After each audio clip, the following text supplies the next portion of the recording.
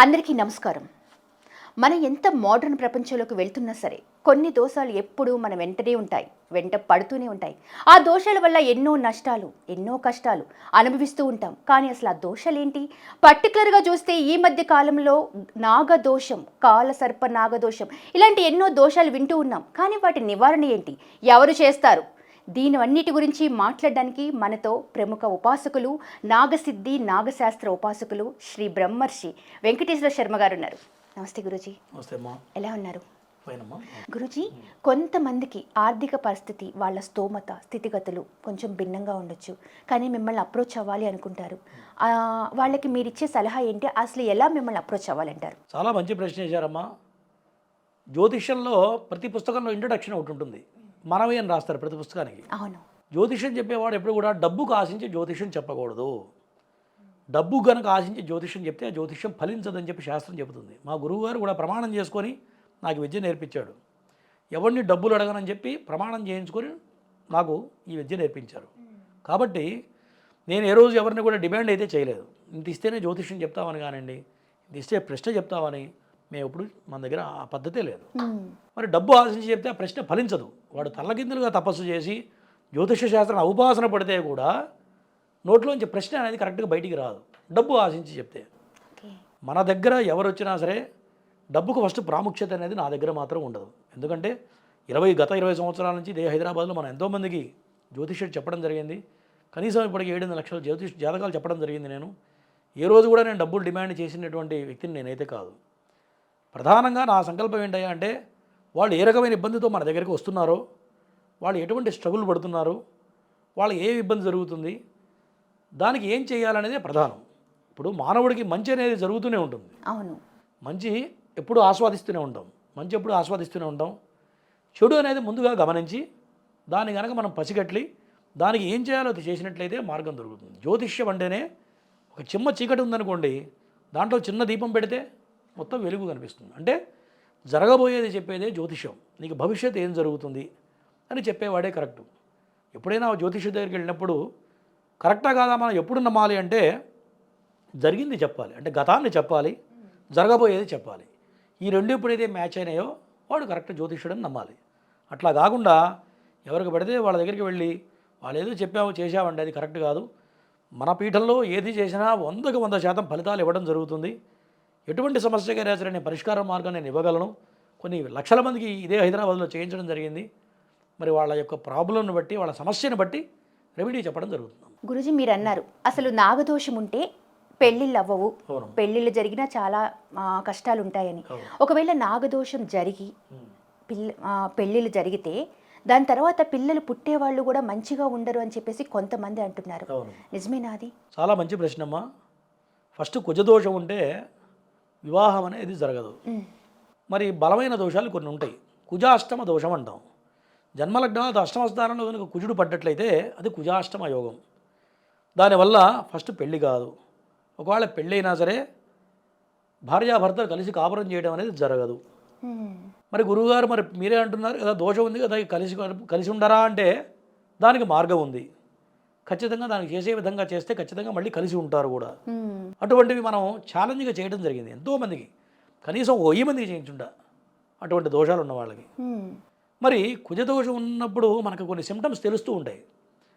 ఒక ఆడ మనిషి మగ మనిషి ఉన్నప్పుడు, సపోజ్ ఒక లవ్ అఫైర్ ఉందనుకోండి, ఆ దోషం ఉన్నప్పుడు అమ్మాయి అబ్బాయి పరిచయం అయిన తర్వాత కొన్నాళ్ళు వాళ్ళ జీవితం సాగిన తర్వాత అభిప్రాయ భేదాలు వచ్చి విడిపోతూ ఉంటారు.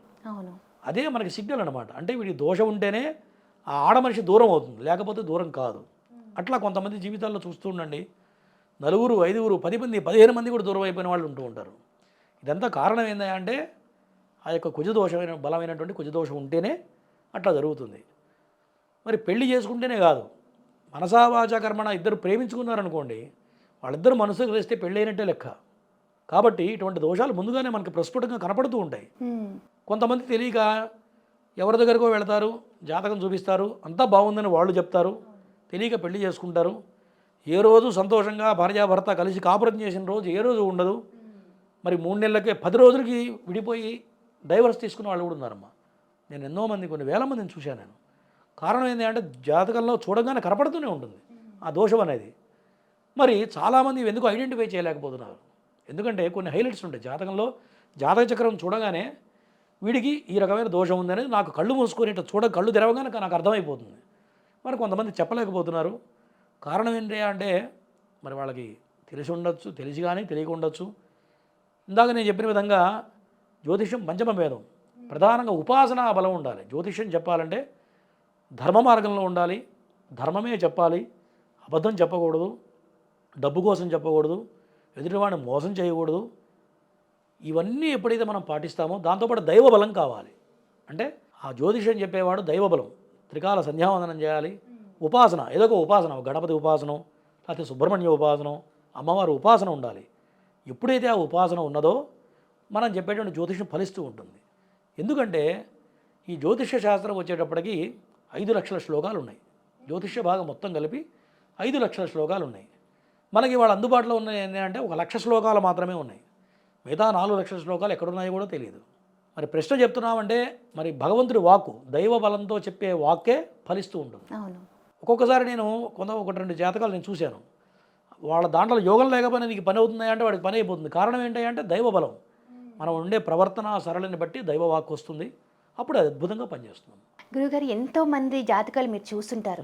కొన్ని జాతకాలు నిజంగా ఏం చేసినా అసలు అది ముందుకు వెళ్ళదు, అలాంటివి ఎప్పుడైనా మీరు చూసారా?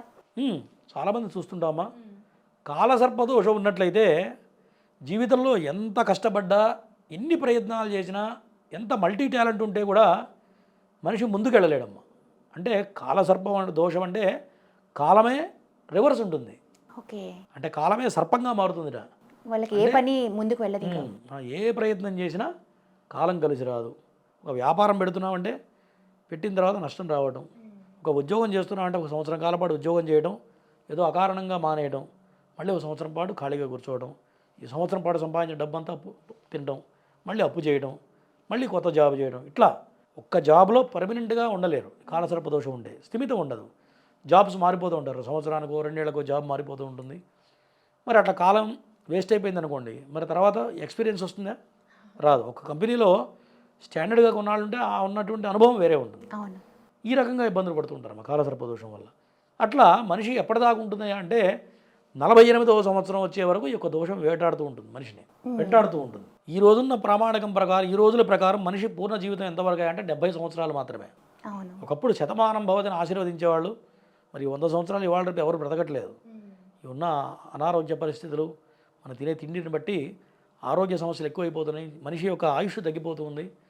మరి నాగదోషం, కాలసర్పదోషం అనేది 48వ సంవత్సరం వచ్చే వరకు మానవుడిని పట్టి పీడిస్తూ ఉంటుంది. మరి తర్వాత మనిషికి ఓపిక ఉంటుందా? ఉండదు. మరి అప్పటిదాకా సమయం వృధా అయిపోతే తర్వాత ఓపిక ఉంటుందా చేయడానికి? ఓపిక ఉండదు.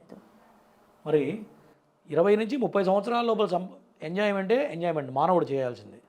30 నుంచి 40 రూపాయలు సంపాదించేదే సంపాదన. తర్వాత ఓపిక ఉండదు. కాబట్టి ఇటువంటి దోషాలు ఉంటే మనకు తెలిసిపోతూ ఉంటుంది. స్ట్రగుల్ పడుతూ ఉంటాం, కాలం కలిసి రాదు. మరి ఎన్ని డిగ్రీస్ ఉన్నా ముందుకు పోలేం. మనతో పాటు చదువుకున్న పిల్లలందరూ కూడా డెవలప్ అయిపోతూ ఉంటారు.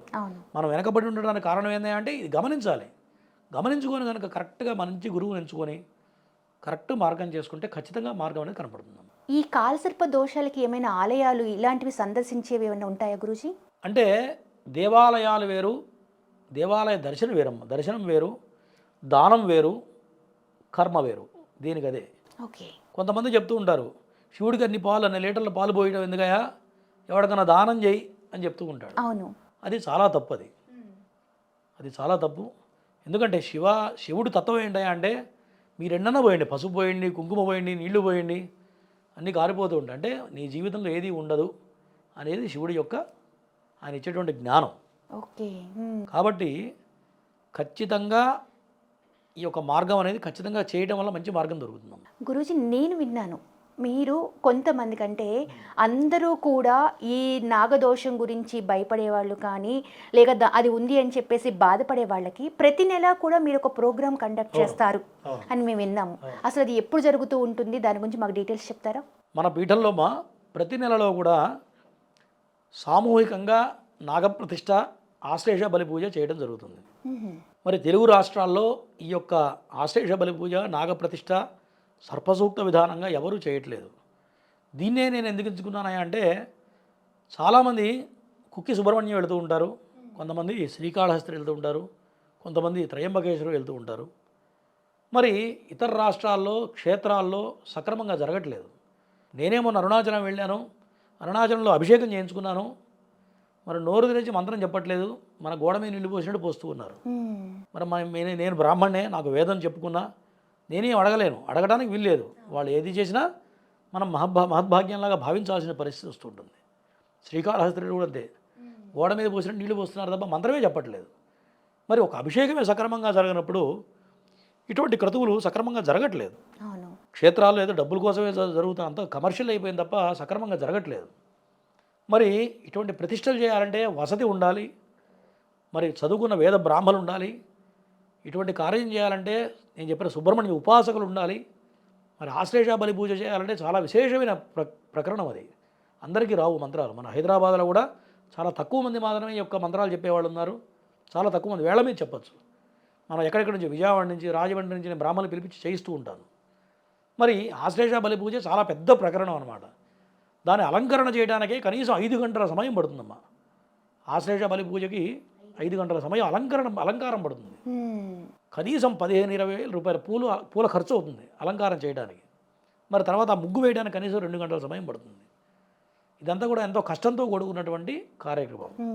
మరి 5 గంటల ఏర్పాట్లు చేసిన తర్వాత ఆ పూజా కార్యక్రమం కనీసం 5 గంటల సమయం పడుతుంది. అంటే ఒక్క ఆశ్లేష బలి పూజ చేయాలంటే 10 గంటల సమయం పడుతుంది. అది కూడా ఎంతమంది, 4 బ్రాహ్మలు పనిచేస్తే 10 గంటల సమయం పడుతుంది. మరి సామాన్యుడు ఎంత చేయాలంటే చేయగలడా? కష్టతరం. 4 బ్రాహ్మలు పెట్టాలంటే మనిషికి 10,000 రూపాయలు కనీసం ఇవ్వాలి. అంటే 4 బదులు 40,000 రూపాయలు బ్రాహ్మణ ఖర్చు అవుతుంది. మరి ముగ్గు వేసేవాడు కనీసం 15,000 రూపాయలు ముగ్గు తీసుకుంటారు. తర్వాత పూల అలంకరణ కనీసం 15,000-20,000 రూపాయలు పూల అలంకరణ అవుతుంది. సన్నాయి మేళం కావాలి, తర్వాత మైక్ సెట్ ఉండాలి. మరి ఇంతమంది బ్రాహ్మణులు మంత్రం చెప్పాలంటే 10 మంది మైక్ సెట్ ఉండాలి.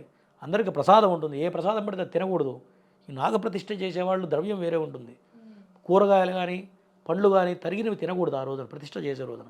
మరి సపరేట్ పదార్థం ఉంటుంది, ఆ పదార్థం మనం చేసి పెట్టాలి. ఇదంతా కూడా తెలుగు రాష్ట్రాల్లో ఎవరు నిర్వహించట్లేదు, క్షేత్రాల్లో అసలు జరగదు. కాబట్టి హైదరాబాద్లో మన కూకట్పల్లి గణేష్ టెంపుల్లో ఈ యొక్క కార్యక్రమం ప్రతి నెలా చేపడుతూ ఉన్నాం.